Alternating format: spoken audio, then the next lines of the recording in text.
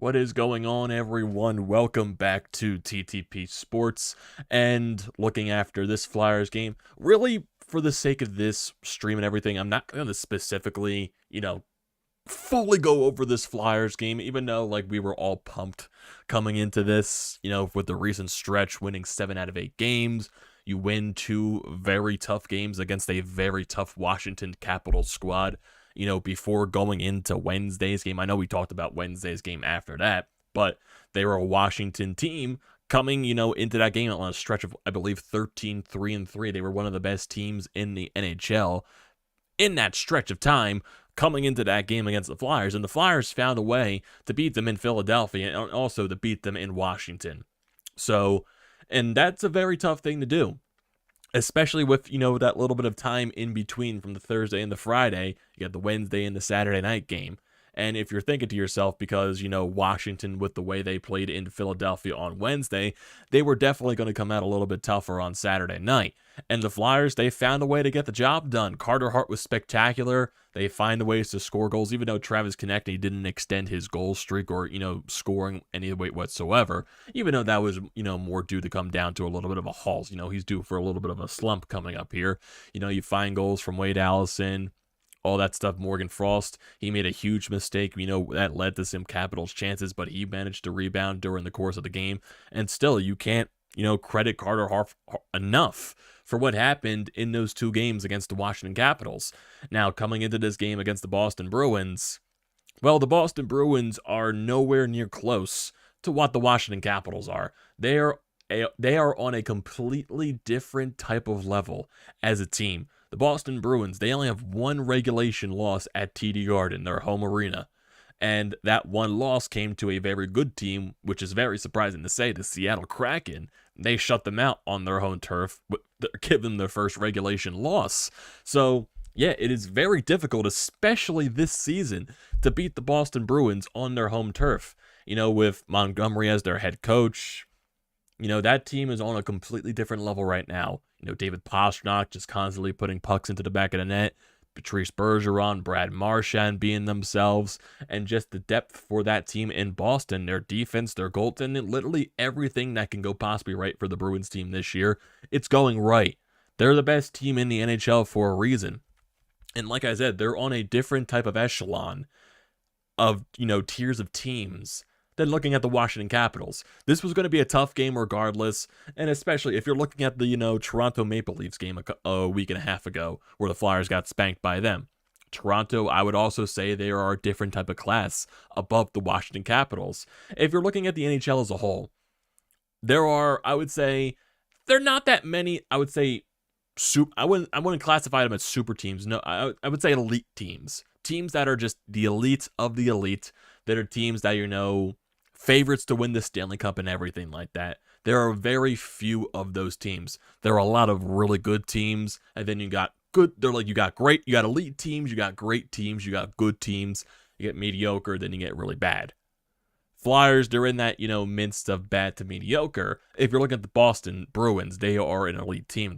The Toronto Maple Leafs, they are an elite team. The Tampa Bay Lightning, they are an elite team. I know the standings don't show that for the Tampa Bay Lightning. I'm not really going in terms of standings and everything like that, but teams that I just look at and yeah, that's an elite team. Boston, Toronto, Tampa Bay. I know Colorado is injured to hell, but when Colorado's a really healthy team, they are one of the scariest teams in the league, going along with these other, few teams here. Carolina, you can even put in that standpoint. And then you get your good teams, the Vegas Golden Knights. Maybe you can consider them elite too, because they're also playing really good hockey at this point. Bruce Cassidy is now their head coach.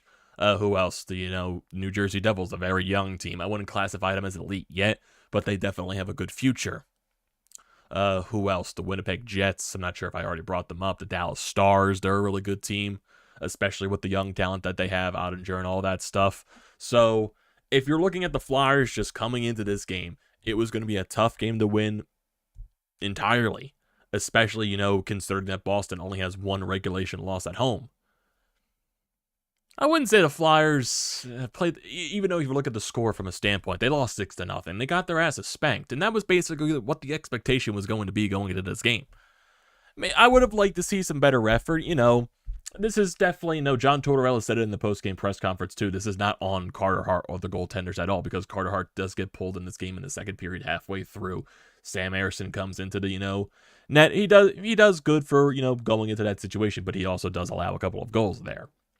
So, not on the goaltenders, you just basically got outclassed by a team that has 20, 100, a billion times the talent that you have. The Flyers, they've been on a good stretch, but when you're going up against a team like the Boston Bruins, it's going to be hard to, find a way to win that one without getting completely dominated on every side of the ice. The Flyers had their moments. They definitely did have some, chances in this game, in the Boston zone, but they weren't able to solve Swayman or anything like that. But overall, they were just completely outclassed, and that's the bottom line. If you're looking at the Flyers right now, they're going to have trouble playing with the teams that are the elite of the elite, like the Boston Bruins, like the Toronto Maple Leafs, like I said, other teams in this league, as well the Tampa Bay Lightning. It's going to be very hard to, compete with those guys. But if you're looking at teams like, the good teams, like the Washington Capitals, the Flyers are going to find ways, they can beat good teams. They're not going to be able to compete with the elite of the elite, but they've showcased they can compete with teams like the Washington Capitals. And I still think that's a really good building block looking forward, because I know a lot of Flyers fans are pissed off right now because this team's winning games. I know, basically going off of today. Like I said, I'm not going to really harp on this game entirely. I'm trying to look at this entire picture as a whole, because the Flyers, they do have a lot of winnable games coming up, especially. You got Anaheim tomorrow. You got Chicago this Thursday. You got the Detroit Red Wings this week as well. But then basically after this little stretch of this week, the schedule does get increasingly harder. So for the people that are in the I want to tank, I want the Flyers to lose every game possible so they have better chances to draft Connor Bedard, well, the rest of the schedule definitely gets harder from here after this week. You see a lot of Winnipeg, you see Dallas, you see a lot of better teams in this league, especially when you're going up against the Metropolitan Division and the rest of the league in general. So after this little stretch of games, the Flyers, it's probably going to even out, I would say. They're not going to be this team that's going to make the playoffs. I don't believe they're going to make the playoffs, but they're finding ways right now, and the things that I, think are important, that they're showing signs of building blocks towards. They are playing a lot better as a team. There's a lot of guys on this team that I am intrigued by for the future of this franchise. Yeah, I could still say I'm very unhappy with the direction of this franchise, with the front office and everything like that. And for people that are thinking that this stretch of winning for this Flyers team is going to save Chuck Fletcher's job, I know in a couple of recaps ago I was talking about that. That was just me and my feels. But if I'm looking at this rationally, thinking about it overall, if you're hearing a lot of the inside stuff, John Tortorella does not like Chuck Fletcher. I don't think Chuck Fletcher is still going to be involved with this team. I don't think he's going to be making any major decisions at the trade deadline. This team is not going to be in a playoff spot come the trade deadline. They're still going to make their moves in the deadline. They're still, going to trade JVR. They're going to trade some of these expiring contracts that they have on this team. Maybe get some, things in return. And then if you're looking at the offseason, I still think there's a chance that Ivan Provorov could be gone, because he's a player that I would think that gets the most back for you. And I kind of don't want Provorov on the team anymore. That's how much I've soured on him over the past couple of seasons. Who else? There's also a lot of word about Kevin Hayes. If the Flyers are willing to retain like $2 to $3 million in salary on his contract, there could be a possibility that his name comes up a lot at the trade deadline, especially if the Flyers are willing to retain that much salary. So if you're able to retain Kevin Hayes, if you're able to retain his salary, trade him off to a team that desperately needs a second line, third line center and get something in return, I'd definitely do that in a heartbeat as well. Trade Ivan Provorov, trade Kevin Hayes. JVR is most likely going to be gone. A lot of the expiring contracts on this team, Justin Braun and everything. So this team, if people are like, oh, this stretch of winning, it's going to get them into the playoffs and everything like that, everything that this, for this season, this deep draft, it's going to even out. It's going to even out. They're not going to win. I would say, they're going to have games where they're not going to have stretches where they're constantly winning 7 out of 8 games. That's not going to happen. They're just in the point of the schedule where they're playing a lot of the worst teams in the league, teams that are worse than the Flyers. Because if you look at the other worst teams in the league, if you're looking at the Chicago Blackhawks, they are bad. And want to know why Chicago is that bad? They gutted their entire roster. The only thing they have left is Patrick Kane and Jonathan Toews, and most likely those guys are gone after this season. and they're going to continue to be bad. Yeah, they'll probably have the best chances to draft Connor Bedard, but honestly, who knows what Chicago has done, all the stuff, all the scandals and controversies over the past year. Who knows if they even get that first overall pick. The Anaheim Ducks, they have a lot of young talent, even though it's mainly Trevor Zegras and Jamie Drysdale. I know John Gibson is a shell of himself. They're a bad team. The San Jose Sharks, they have a lot of veterans, old veterans on very bad contracts.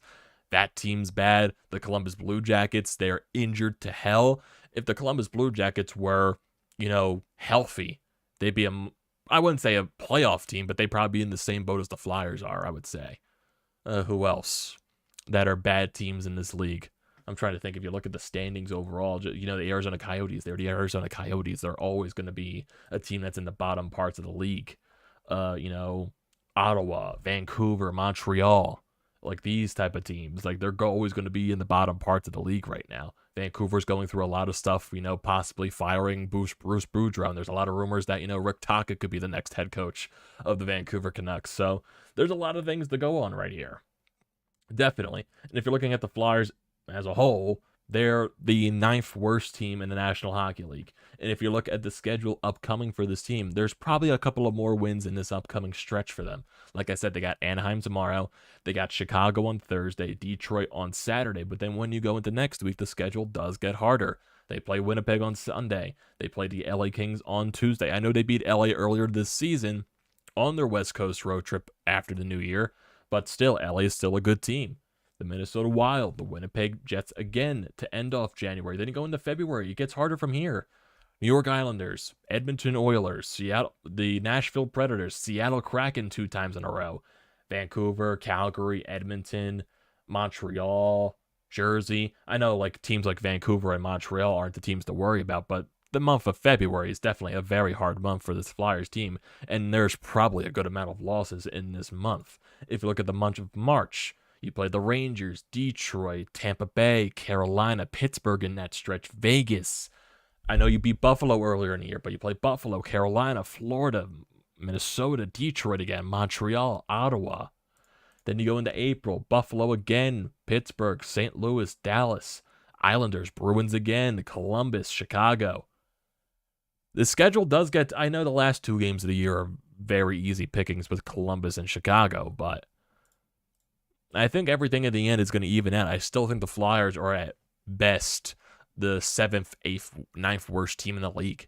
At that point, they're still in the mix of the draft lottery. I know a spring of luck would have to have them to win it to be able to draft Connor Bedard or anything like that, or even win the 2nd overall pick. I know you need a sure pure of luck there, but for the people that are just there's so many intriguing things about this team right now.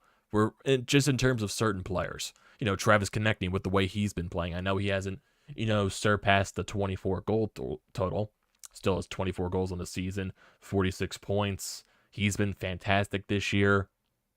Can he, he's on pace to score 40 goals. Can he get to that plateau? I know he's been struggling the past 2 games after coming off that hat trick on Wednesday. I think he'll find a way to bounce back, especially because he's the Flyers' overall best player right now on the offensive side. Owen Tippett could be on pace to score maybe at least 20, 25 goals this season. He's an intriguing piece for the future. Morgan Frost is showing a little bit more signs of confidence, and John Tortorella is showing a little more confidence in Morgan Frost. So that makes it intriguing. Noah Cates, John Tortorella basically uses Cates in every single situation possible. I love the way Noah Cates plays, the two-way game that he brings to this team. Who else? Cam York has been very solid overall since being called up. He has 8 points in 16 games. He's a +6 on the team. Well, not a +6. He is. Anyway, actually, he's a +9, so he's even better than that. Carter Hart. He's still Carter Hart. He is very good. I don't know why people hate Carter Hart so much. Seriously, after this game, after Hart got pulled, I'm seeing oh, yeah, everything's on Carter Hart. He allowed 4 goals, blah, blah, blah, blah, blah. I'm like, the Flyers are getting outplayed in every aspect, and you're blaming the goaltender. Yeah, maybe that 1 goal by Pavel Zacha today is the one that Hart won it back. But did you see how Carter Hart played on Saturday? And people are trying to downgrade Washington they're not that good of a team. Washington coming into Wednesday's game against the Flyers, they were 13-3-3. They were one of the best teams in the NHL coming in, and they were getting healthy. They just got Backstrom back. So they were getting healthy at that point, and Kemper was amazing in that game on Wednesday against the Flyers. Washington's not that bad of a team. If you look at Washington, just to see, they're fourth in the Metro. They're 23-16-6. They're 52 points on the year. They're a good team. They are a very solid team. I believe they are in a wild card. Yeah, they're in the first wild card spot in the Eastern Conference, and they hold that by a good amount of margin. They hold that 3 points from the Islanders, who are in the second wild card spot, 4 points ahead of the Penguins. What else? They're 6 points ahead. Yeah, Washington's in a good spot right now. They're a good team. They are a very solid team. The Flyers, yeah, they could definitely find a way to beat those teams. But that doesn't mean to downgrade Washington. They're still a good team in this league. Like, you can't knock down Alex Ovechkin and all that stuff. You just can't. Same thing with the Pittsburgh Penguins. Like, you can't, even though they're not in a wild card spot right now, they're 1 point behind it. But still, the Pittsburgh Penguins, you can't downplay Crosby and Malkin. They're going to be involved until the very end. Right there. But, like, seriously, if I'm looking at the league right now, I would say the elite of the elite. The Boston Bruins, the Carolina Hurricanes, the Toronto Maple Leafs, the Tampa Bay Lightning. The Tampa Bay Lightning, their record shows they're the 10th best team in the league, but still don't want to knock Tampa Bay whatsoever because they're a team that's won back-to-back Stanley Cups and went to 3 straight Stanley Cup finals. And, they're still the Tampa Bay Lightning. A lot of good teams in the league. There's very few elite ones. Like true contenders. I know that really doesn't mean anything when you get into the playoffs, but in regular season hockey, that's going to be tough battles. Tough battles entirely. Yeah. I know Flyers fans are mad that this team is winning, but I'm seeing some intriguing things with this team. I can't be mad at them after this loss. I just can't. They've won 7 out of 9. The games are more entertaining than they have been in a little bit. And yeah, that's granted with the competition that they're playing besides the Capitals. I know they've been playing a lot of Arizonas. They've been playing a lot of Anaheims, San Jose's, all that Chicago's. Playing a lot of those tiers of teams. And when the schedule gets into the tougher tier competition, like I said, it's going to even all out in the end. But this team, they were never going to be that bad. When you bring John Tortorella into this situation, tanking was never going to be the option. The moves that, even though they barely made it, I know they brought in Tony DeAngelo and all that stuff, but the moves that they did in the offseason wasn't replicating of a team that was trying to tank. What Chicago did, gutting their entire roster, that's the team that's trying to tank. Patrick Kane, Jonathan Taves, they're probably going to be gone after this year. That team's going to be bad for a while. Anaheim, they're still a bad team, even with some of the young talent they have. San Jose, they got a lot of bad contracts. For as good as Erik Karlsson is playing this year, he's still a bad contract for that team. And that's going to be a hard contract to move. Got a lot of bad old aging vets on that team with a lot of bad contracts. What else? I feel like Flyers fans, I feel like there's a way, because a lot of Flyers fans, I feel like it's more of the anger towards the way the team is ran and everything like that. And I understand that. I hate the way the team's being run too. I hate, what Comcast is doing and everything. I hate Chuck Fletcher. I don't think he should be the general manager of any National Hockey League team. I just think he's that bad. I don't think he's going to be the general manager for the foreseeable future. I don't believe that whatsoever with all the things that, that's been coming out and stuff. We all know John Tortorella doesn't like Fletcher. John does love Denny Briere, though, so maybe there's something to that. But this team was never going to tank. They were never going to bottom out. They weren't that bad. They're not on the level of Anaheim, Chicago, San Jose. They're not on that level. They're still not a good team. They're a bad team, but not that bad. They're still going to be in a position to be in a draft lottery, even though I don't expect them to win the draft lottery and be able to draft Connor Bedard. I still think there's ways for this team to get out of it. You still, like I said, you have intriguing pieces. You have Travis Konecny, who's still young. You have an Owen Tippett that might be blossoming into something. Cam York, Noah Cates. You have some young pieces here. You still got Cutter Gauthier. There's, Tyson Forrester down in Lehigh Valley that's doing a lot of things. He was selected to the All-Star game. A couple of games ago, he had a 2-goal game. I know there's still some things about his skating, but he's showcasing his goal-scoring ability. Those guys are intriguing, but Gauthier is definitely the more intriguing prospect. And yeah, this draft is still really deep. It's still a really deep draft, besides Connor Bedard. You could probably find some type of elite player in this draft. I know you probably don't trust the Flyers to do that, but there's still maybe a really good chance that the Flyers find that guy in this draft. maybe they get lucky with selecting first overall if they win the draft lottery, but they got they got to get the ping pong ball luck in the draft lottery selection. So there's some luck to that, but they need that luck. Are they going to get it? I have no idea. But Flyers fans, they're just a whole different breed of, I don't want to say stupid, but that's where I'm going. It's where I'm going. I don't like Flyers fans. I feel like Flyers fans don't like Flyers fans. The entire city of Philadelphia doesn't like Flyers fans. I just don't know what would set. I know it's hard the question to ask what would satisfy everyone here, but people want to tank. I feel like there's very few people that are thinking rationally about this. People are getting mad because, oh, we won 7 out of 8 games. This is ruining everything. I'm trying to see structure. I'm trying to see entertaining. I'm trying to see things for the future that I can look to in this team. I'm not just like, no, gut everything, be bad for 5 to 8 years, and tanking is not guaranteed anything. It just isn't. It doesn't guarantee you anything in this league. I know if you look at the Pittsburgh Penguins, yeah, they drafted Sidney Crosby and all this stuff because they were a bad team. They were tanking and all that stuff. Well, that was before the draft lottery was implemented. And all that. Look how many years Edmonton drafted first overall before they finally landed guys like, Connor McDavid and Leon Draisaitl. That took a long time. A long time of being bad. And how many first round picks that they had that didn't turn into anything? A long time. A very long time. How long have the Devils been bad for? Very long. I know they finally just figured it out. But they were bad for a long time. Who else in this league that really can showcase, the Boston Bruins? I feel like they are the perfect example of maybe why you don't have to tank. When was the last time the Boston Bruins were a bad team? They always make right decisions. They're a well-run, they're a well-run organization. They make good trades. They get developed, even though I know they had that one draft where they had 3 picks in a row and really none of them hit besides the Brusque. But you find guys, good structure, good organization that doesn't need a tank. I know the Rangers got lucky with, the couple, even though I don't even think the Lafreniere and the Capo Caco, they're not even the major reasons why the Rangers are good. They hit on a Shesterkin before they even committed to the rebuild. They found guys like Zabinajad. They made a trade with the Rangers. They've signed free agency. They signed Artemi Panarin. They found a way to trade for Adam Fox, and Adam Fox blossomed into one of the best defensemen in the NHL. I feel like there's more ways to do, like the Dallas Stars. Like, granted, yes, the 2017 draft was definitely huge for Dallas. Robertson, Ottinger, and all that stuff. Who else? I'm trying to think.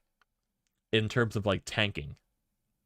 I feel like the Los Angeles Kings are a good example, too. They didn't tank. They were a bad team, but they were never a team that's gotten so many top picks. They may have gotten 1. But they just draft good. If you can find, you don't have to be bad to get these, top picks. And, if you find a way to draft good, and that's what this team needs to figure out to do better. They need to draft better.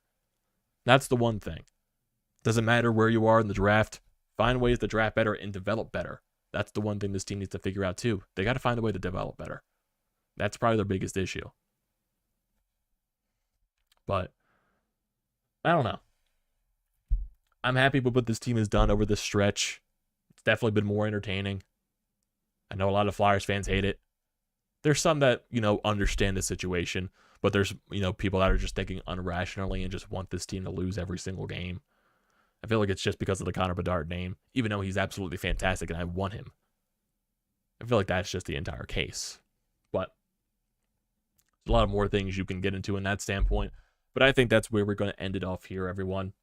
I do thank everyone for joining the live stream. As always, do not forget to leave a like, comment, or drop a like in the like section. Don't forget to check out everything in the description down below. Painted Lions, BrodesMedia, I recommend all that stuff. Same thing with hitting the subscribe button. It does me a great deal. And also, you can use the code TTPSPORTS, $20 off your first purchase at SEATGEEK. Great deal. Don't pass it up. There's a lot more things to talk about with Flyers. We'll probably talk about them tomorrow after the game against Anaheim and all that stuff. And definitely everything leading up to this Saturday with the Eagles and the Giants. We'll probably have a video previewing that and everything upcoming here too. So don't, stay tuned for that. But I thank you everyone that joined the stream. Join as always, and I will see you next time.